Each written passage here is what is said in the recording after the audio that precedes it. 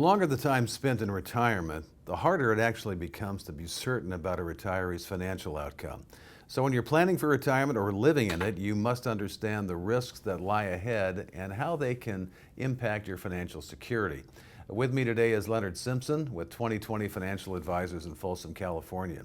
So Leonard, one strategy for managing risk with investments is diversification.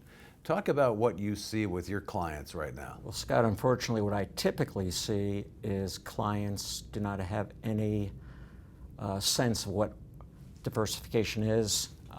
In most cases, don't really understand how they got to where they got to in terms of their asset classes that they hold. So for my practice, that determination or identification is part of the onboarding process.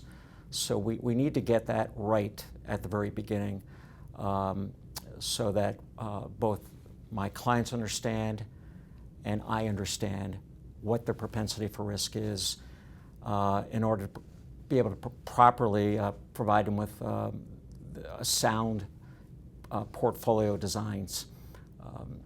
And then I have the clients reevaluate this on a periodic basis, so it's not just a one-time done. We do, and I just actually did this with a client this past week, and I said, look, we need to, I call it retaking your pulse.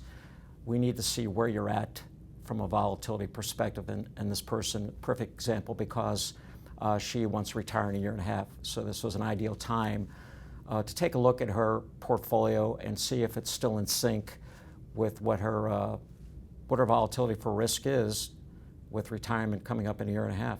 Now, how should market risk in a portfolio adjust as someone gets closer to retirement? Well, there's no question that clients at that stage in their life should be pulling back in terms of the volatility in their portfolio, because what we don't want to do is put them in a position where at the time they need to start taking the money out, that they've seen erosion of their account value because of market volatility.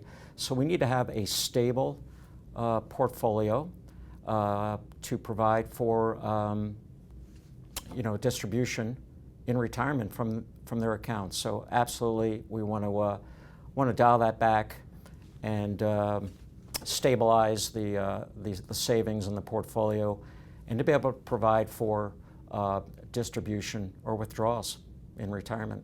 You know, we've been talking a lot about market risk. What are some of the other risks in retirement to consider? Yeah, great question, Scott. Well, the two things I need to be concerned with other than market risk is longevity risk and inflation risk.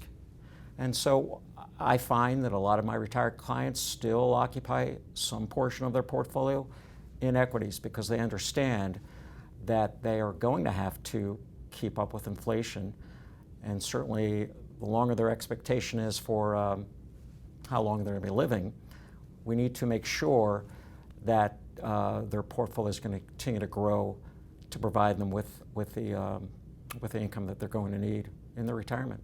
That's Leonard Simpson in Folsom, California. Thanks for watching Retirement News Online.